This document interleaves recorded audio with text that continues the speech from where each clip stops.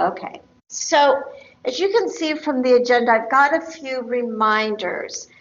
Please, please, please, you signed up for a hybrid course, which means that you got to come to class.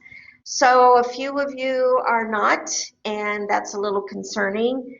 Keep in mind that I have to take attendance, not only for COVID, but for your actual attendance in the class. So please, please come to class. At least, you only have to be here one day a week. You also have a couple of assignments coming up, and one of them I'm giving you a little bit of a break on, and that's the discussion forum that's due today. Some of you may have even seen the email that I sent out this morning giving you a little bit of wiggle room on the submission of your first discussion forum, which is your response to the prompts that I give you. But I cannot give you any wiggle room on the peer responses. Those still must be completed by Sunday night, by the 13th, right? I did some glancing over some of the discussion forums, and some of you are on the right track. Yay! You are making those extensions and connections to what we talk about in the videos and here in lectures, as well as in reading the textbook, etc. So keep on doing that. The grade rubric will give you some additional detail to see how I place a lot more emphasis on your content to make sure that you are able to make those connections and extensions. So please take a look at those. Now, I won't use the actual form, but I will give you private feedback for your discussion forum contributions, and I will refer to those elements so that you'll know how to improve the next time around. All right. Let's see. Another thing to remember is that if you nope, that's it. That's good. We're moving along. Your journal is coming up on September 20th, so we're doing fine. All right. So in my other class, one of my students asked, after we were talking about all of those theories and factors that influence our self-esteem, what in the world can we do to raise our self-esteem? And so a lot of what we're going to talk about in this next couple of parts of the textbook is to accomplish just that. Recognizing that words matter. Words not only bring your self-esteem down, but words can also build your self-esteem up. And what we want to do as human beings, whether it's in the family situation, romantic, on the job, or what have you, is we want to have a realistic awareness. So a lot of what we have to do is self-awareness checking. And we do that in some of the methods that we're going to talk about today and throughout the rest. So what you need to do is to, first of all, find out what is your self-esteem. How is it high, or is it low, or is it on a even playing field, or is it is it an honest reflection or an accurate understanding of who you really are, right? So is that self-awareness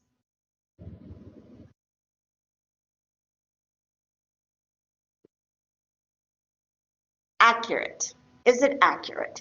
Is it really, really focusing on what it should be and who you are and what you want to be and all those things? So we continue to use the building blocks of words as we start to take a look at doing that. So what we're going to do is an activity to start off, and it is to take a look at our self-awareness in a quick little easy activity to get a feel for what are your strengths and your areas that you feel you could still develop in.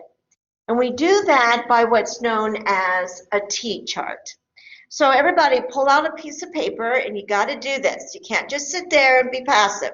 You need to pull out a piece of paper and actually do this activity to start to see how these things work. All right? You can use your notes, whatever you want to do, but you need to have a piece of paper. All right. So on the paper,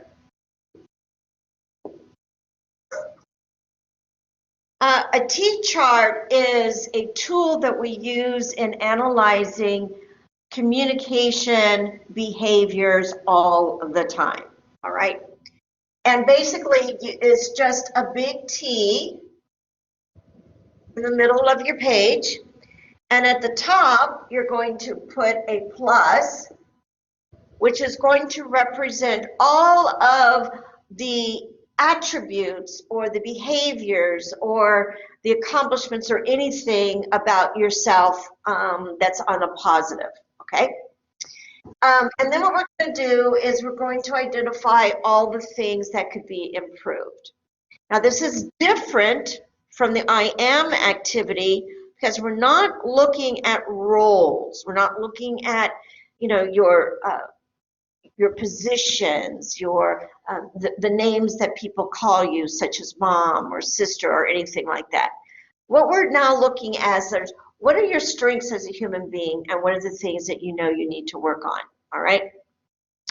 So if I was to take a look at my list, my positive list, I would put a little positive here, and I would say I'm a fairly good speaker. All right, in public speaking. I would also say that I am very organized.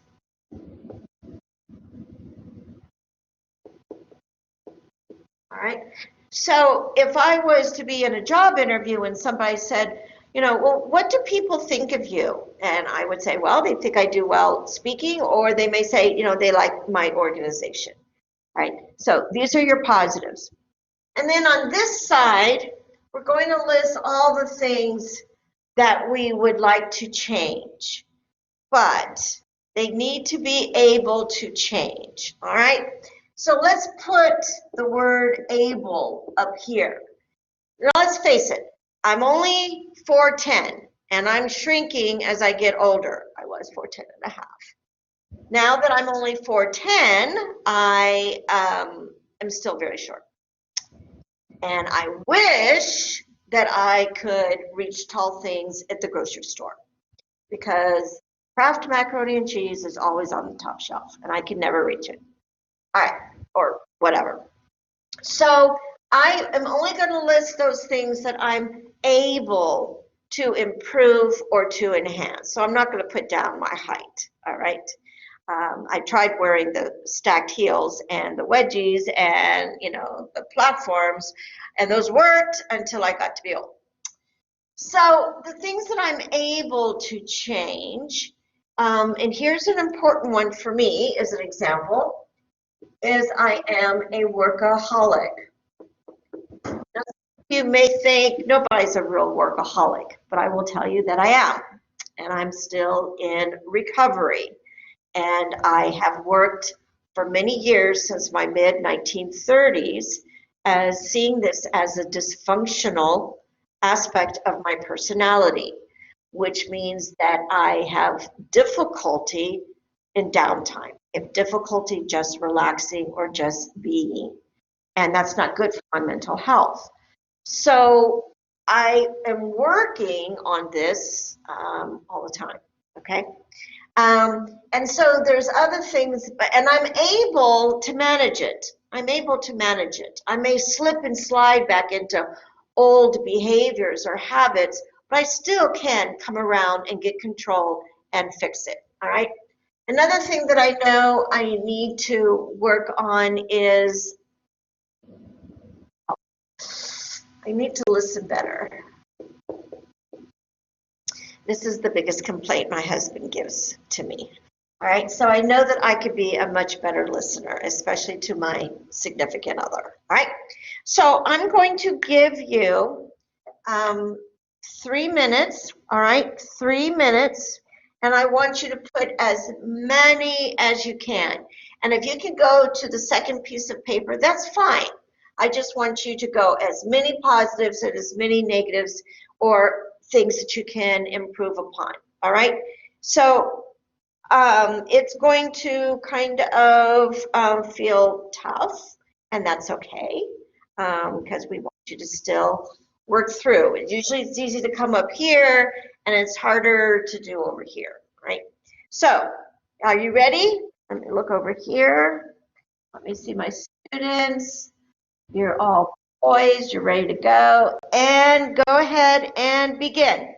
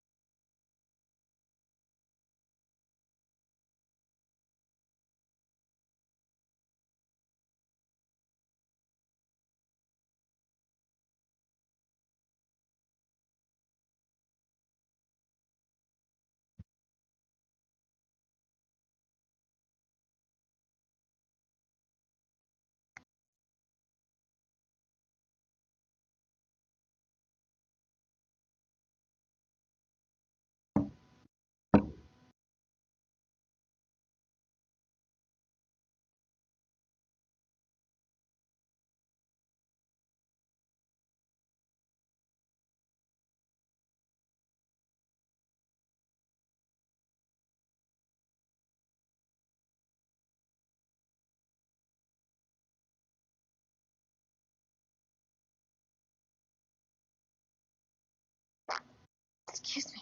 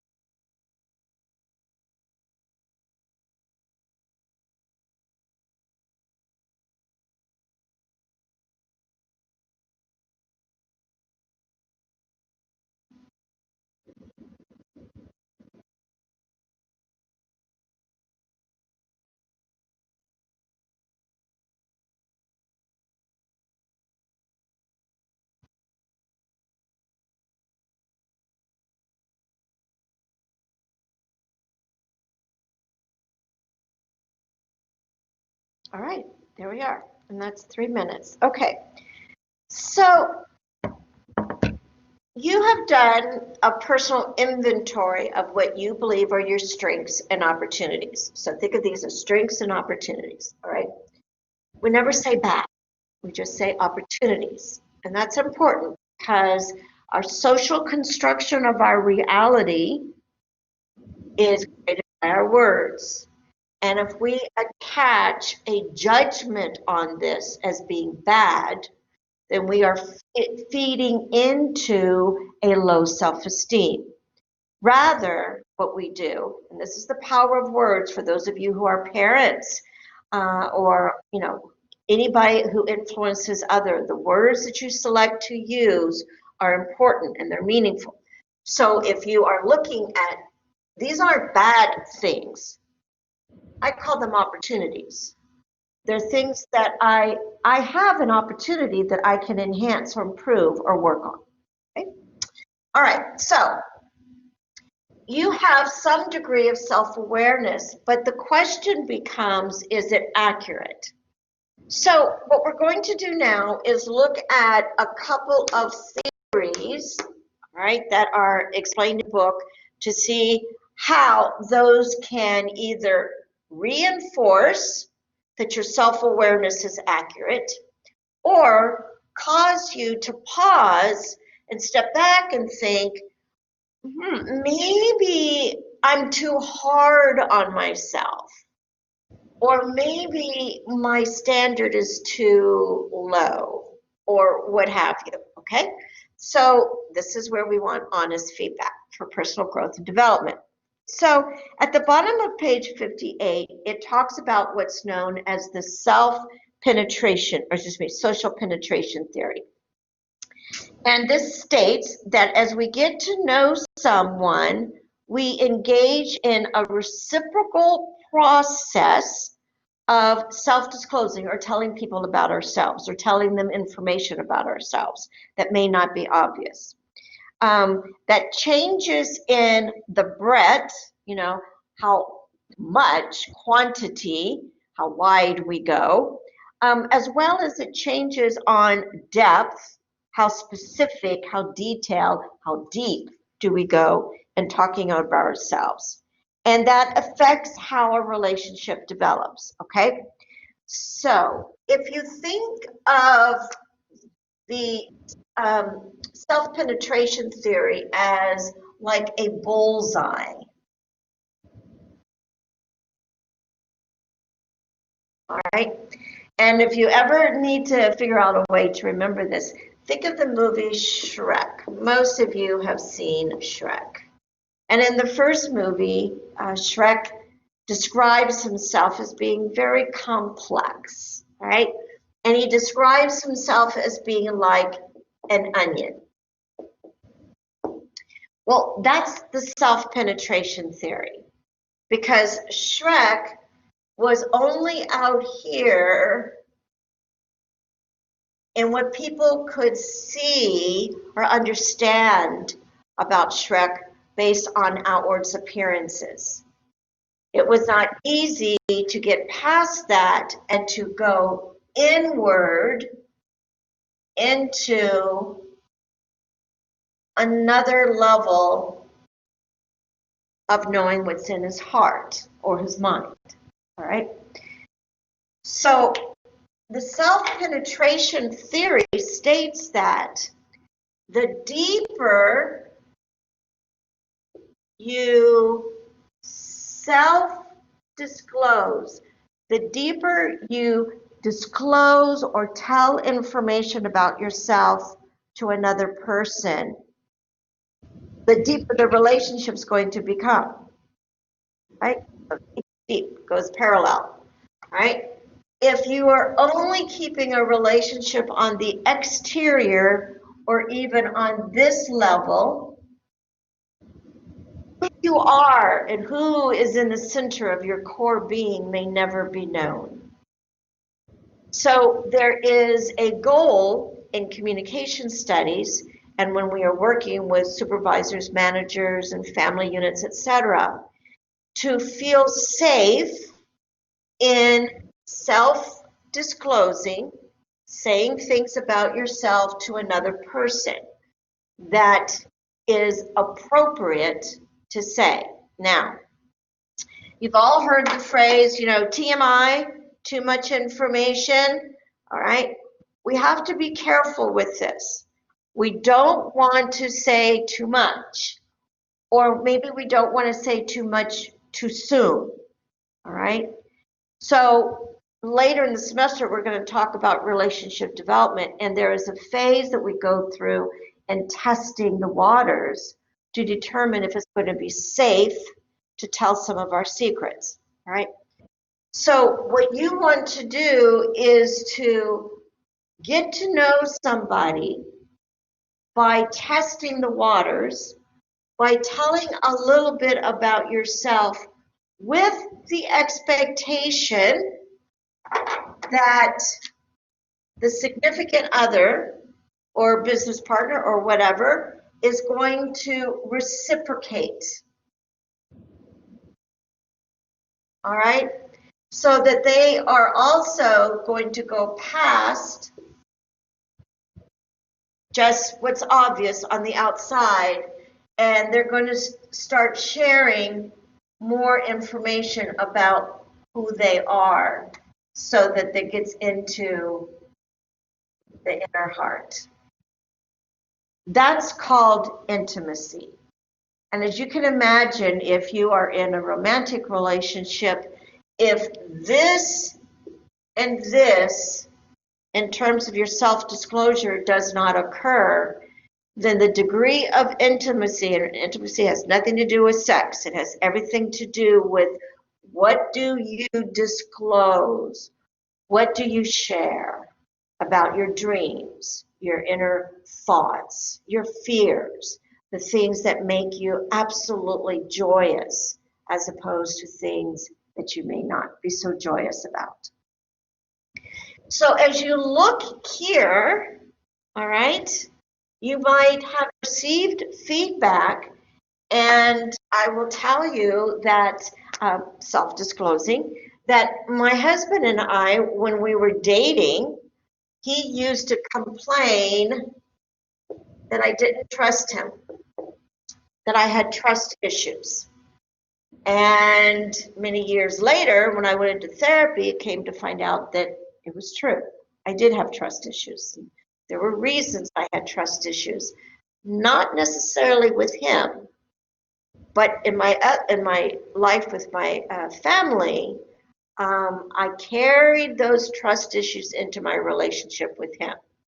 So if you want to get into a person's core, there has to be the ability to share and self-disclose.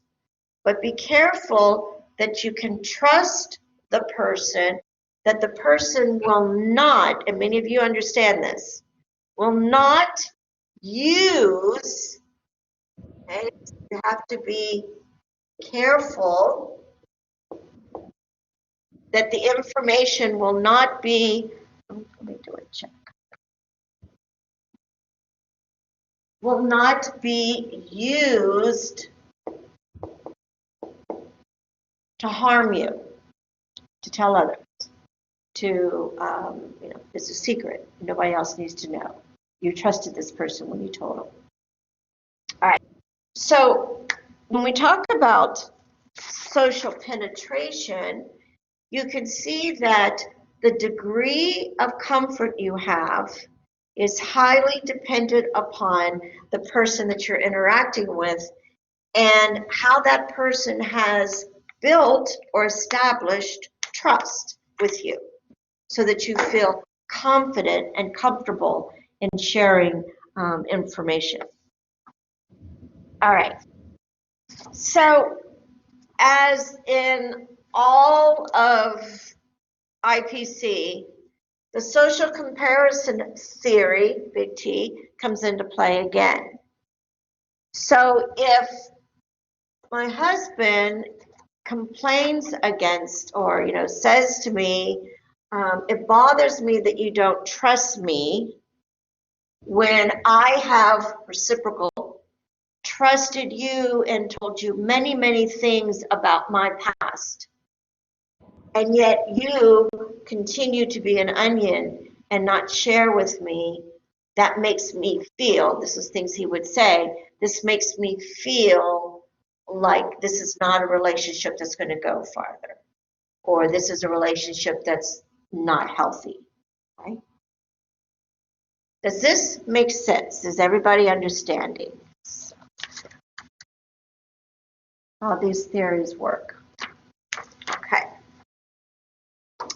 And so it's just further explained again, social comparison theory on the next page, that we're always going to be comparing against another person. So even in this kind of a situation, there would be a comparison. All right.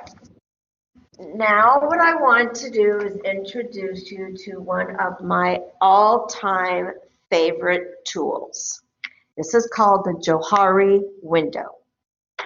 Some people say Jhari, and that's fine, but I've always learned that it was Jhari. So for this one, I'd like for you to scroll in your books down to figure 2.7, and that'll enable you to follow along with me.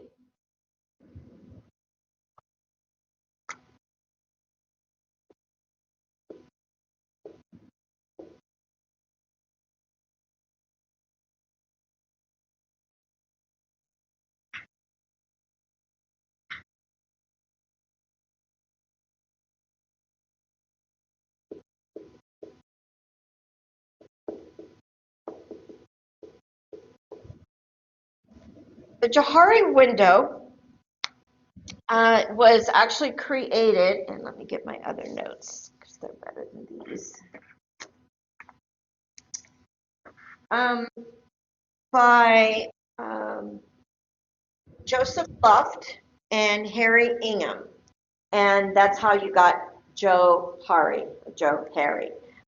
So it's Joseph and Harry. They put this together way back in 1969, but it is still used today in business development and team building, and I use it in my consulting practice all the time. And what it says is now we're going to do a self-awareness check by using this tool, all right? So remember I said, this is what your self-awareness is right now. What we want to find out is how accurate your self-awareness is, okay? So this is the Jhari window, and as you can see in your book, it says that the top two boxes are what are known or called what is known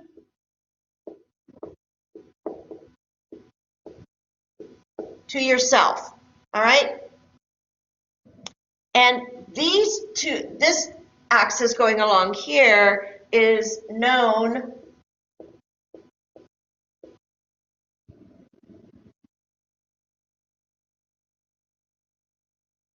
it says by or to, but I'll say by others. All right. So what happens is if you think of this as a continuum starting here at the very bottom of the scale and going upwards, the higher you go, and you'll understand it when I talk about these in a moment, the higher you go, the more information is known about you to others, okay? And then what we're going to do is we're going, now these, look at it, we have another box here, and the continuum goes in this direction. So it is, again, how much do you know about yourself? So remember, it's a self-awareness check. So you're checking to see, you know, am I accurate? All right. So in this box, we call it the open box. And in this box, we call it the blind. And this one, we call it the hidden. And your book says unknown. But I like to think of this as to be discovered also. Think of it as you don't know this about yourself just yet. So it's just waiting to be discovered about yourself. All right. So again, if we think of this as the lower down here, these are your deepest, darkest secrets, right? Maybe it was physical abuse as a child. Maybe it was rape as a college student. Maybe it was, you know, an operation that you had that nobody else needs to know about, or that you have a disease that, again, is private, whatever it is, all right? So if this is the 0, these are your most secret elements about yourself. As you move upward, they're not so hidden anymore. So maybe this is something that, you know, thinking about that penetration, all right? I may now disclose, like, for instance, to my husband about my trust issues is, every male in my life left me. First, it was my dad when I was 15 years old, walked out on us, basically never saw him again. Then it was my brother, who was 2 years older than I was, and he was killed in a car accident 2 days after my high school graduation. So he left me, not necessarily by his own volition, but all right, but he was gone. And then through a series of breakups, my boyfriend at the time, later became my husband, would break up with me, and then he'd want to get back. And then he'd break up again, and then he'd want to get back. It's like, okay, yeah, I have trust issues, all right? I have trust issues that the men are going to be around in my life, all right? So when I finally said, and actually when I finally through therapy, learned that I had trust issues, that was no longer hidden. And in fact, as I share that with you now, that's way up here in my open box. I tell everybody, yeah, I had trust issues at one time. I really worked on them, and I was able to get past it, all right? So now, what used to be, information that I really didn't like to talk about, because I didn't want to say, yeah, I don't trust you. I don't believe you're going to be around. And then it surfaced. I said, yeah, okay, that's the case. And then it went up, up, up. And so now it's up here, right? So I may disclose it with somebody when I know them at that part of our penetration relationship. All right, so that's what we mean by that. All right, now, the open box then just clearly means that this is what everybody knows about you, right? This is all no. This is your secret box. All right, those are your secrets. But this, everybody knows, okay? People say, well, you wear your heart on your sleeve. Everybody knows when you're upset. Well, all right, that is a part of your open box, all right? One of your self-awareness is you don't hide your feelings, okay? What people see is what they get, and maybe you're very proud of that, all right? In which case, then, yep, that's over here. That would be considered part of your knowing box. Okay, everybody knows that about you. So, if this is the 0, everybody knows that about you. That would be over here on the continuum, because the blind box, wait for it, this is important. The blind box is what you refuse to admit to yourself. All right? You are blind. You just don't see it. Now, why don't you see it? Well, because you may be in denial, so you deny it, or you excuse it. Okay? Yeah, but it doesn't matter. I mean, it's because, all right? Or it could be because you are aware of it, but you ignore it and you say, you know what, that's just the way I am. And I don't care about it. I don't need to deal with it. If you can't deal with it, move on. All right? So this is something that others, way over here where everybody else knows this about you, everybody, your mom, your sister, your significant other, your supervisor, all right? They all know that when you're upset, the world knows it, all right? And that may not be such a good behavior to have, all right? Or may need to be controlled or managed, right? So it's here, and the Jhari Window says what we want to do is move that over here. Because once you stop denying that thing about you, or making excuses for it or ignoring it, then you can work on it. When you are aware of it, when it's open, your eyes are open to it, then you can work on it. So I could work on my trusting of my husband, my boyfriend, and then my husband to stick around. And so we worked on it together, part of couple therapy. And that was building us. And so here we are, you know what? Oh my gosh, 48 years later, we're still together. Okay, so that's when you take something here and you move it into this box. And then it can be powerful because now that opportunity is something that now you can move over here and say, you trust people within reason. Don't want to be naive and trust everybody, because that's going to bite you in the ass, that's for sure. But if you are cautious, respectful, you know how far you can go with some people, you've tested the waters, you'll find out how we do that later, all right? Then it can move from this being, and what we see here is these are what we call liabilities. These are liabilities.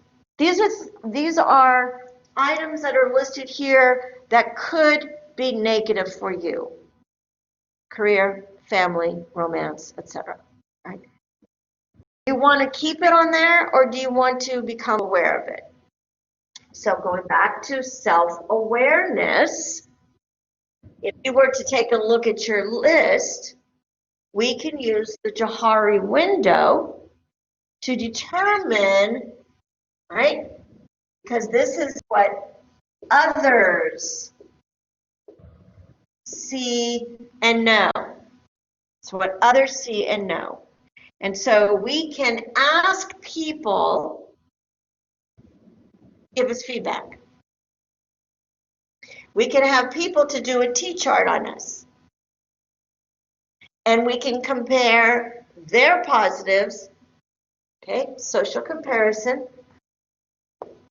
to our opportunities that we identified and see how similar or how different their perception of us are. Right? Now, everybody write this down. Perception is more real than reality.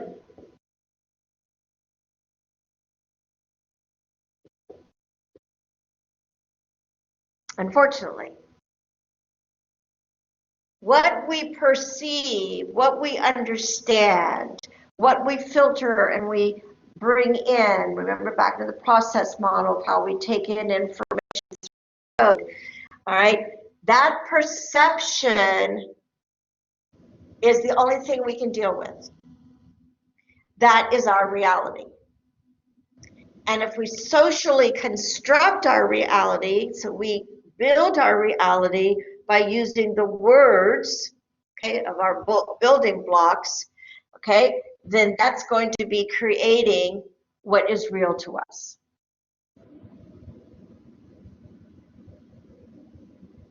And that sometimes hurts because you think that people just don't understand you. And you really wish that they would get to know you or not judge you by just the outer circle, but they'll judge you or understand you. Actually, take judgmental out of the way, but they'll learn to understand you because of give and take, sharing of information, right? Because remember, we want it to be reciprocal, right? So that there can be a connection, a bond, right? Okay. Now, this box is a fascinating box. This box was really interesting for me, and I'm going to use the trust issues as the example again. And this is why I such believe in therapy. When you explore with a person who is skilled in asking the right questions and helping you to look internally, self-examination, you start to reveal things through memory and behaviors you had with other people in your past. So remember that I talked about the mirroring of behavior, all right? So the looking glass theory.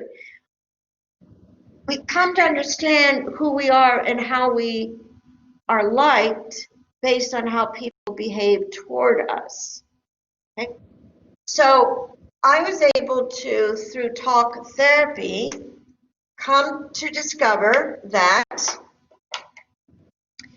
there was like this ping pong of people would leave, people would leave, people would leave, and my husband would leave and come back, leave and come back, and leave and come back. So my history, right, the words that I use to talk to myself about my relationship to my husband was, oh, eventually he's going to leave. No matter what you do, eventually he's just going to leave. Right? So once I got past that and just start to say, well, you know what, maybe he's not. And then we were able to build on trust. Okay, and trust is just one example. There's lots of different kinds of examples that you can use on this, which is why this becomes so valuable in working with people. Now, there is an activity, if anybody wants to learn more about the Jhari window, there is an activity that you can do. Just send me an email and I'll give you the connection to it. It's pretty interesting, where basically there's a list of, I think there's 30 words. And you take those 30 words and you read them, and you take 5 of them that you believe, I think it's 5, that are just exactly who you are. And you're going to put them into the boxes. And then you give the same list of questions in the boxes to a bunch of other people, and you ask them to do the same thing. And so you compare their understanding of who you are versus your own understanding to see what needs to be stopped denying, or what do you need to stop being defensive. And let me give you a positive about this. I'll give you a positive. Blight. This happens a lot to people. You've had people possibly say to you on the job, while playing in athletics, or performing a musical instrument on a band, orchestra, or whatever it might be, student government, whatever. And people say to you, you are a natural leader. And you say, no, I'm not. You would never put leader over here. But other people do indeed put leader as one of your strengths. And you say, what is it? I don't see it. What do I do? And that's the moment of enlightenment. When you have different people speaking independently to you, but saying the same kind of information that says, well, do you know when you handled this situation last week, that was leadership? Or do you remember when that project was done and this team group was not functioning and you did A, B, and C? That's leadership. That's when you start to take feedback from people and you go, well, that's pretty darn cool. And you start to internalize it and say, well, maybe I am a leader. And then you take little risks to try a role as a leader. And you have some success. And then you say, whoa, maybe I'll take a bigger risk since not only am I having success, I'm getting more feedback that that was leadership behavior. And so you start to completely change your self-image. Your self-esteem starts to grow and develop because of those factors. And you start to talk about yourself in different terms, much nicer terms, much more positive terms. And that's because you asked for feedback. And that's what the Jhari window is. You ask for feedback for people to tell you, what are your blind spots? What does everybody know about you? They're not going to get into these sections. But what they, well, actually, they will get into this one. So maybe they say that leadership is something that you are really good at. That is an unknown that you are a leader. And that now becomes moving from this box of the unknown up here, that people know this about you, and to over here, that you now believe it in yourself. It's words. All about words. It's all about communication. Pretty powerful. All right. So, given that, are there any questions from the audience? And you're welcome to send me an email if you want to ask a private question about what we talked about. But you can start using this kind of theories on the job right now, or on a work group, in your own family. So the next time your mom says to you, or your dad says to you, some really good positive things about you, listen to them. Don't deny them. Don't discount them. Don't say, ah, Mom, you have to say that because you're my mom. No. Really listen and see what is the evidence, the examples that they put forward. Conversely, if they say the negatives, also be on the lookout. What evidence do they give forward? Right? And that goes back into what we talked about last week. All right. Discussion forums, read the rubric. I sent it to you in an announcement email. I've put it in Moodle so that you can see what I'm looking for. And if you already submitted and you want to resubmit, just send it to me in an email and I'll cut you some slack. We're not going to take it down off of the discussion forum so others can still respond to what you posted, and you've got credit for being on time, right? All right, any questions? Okay. Have a good day. Bye-bye now.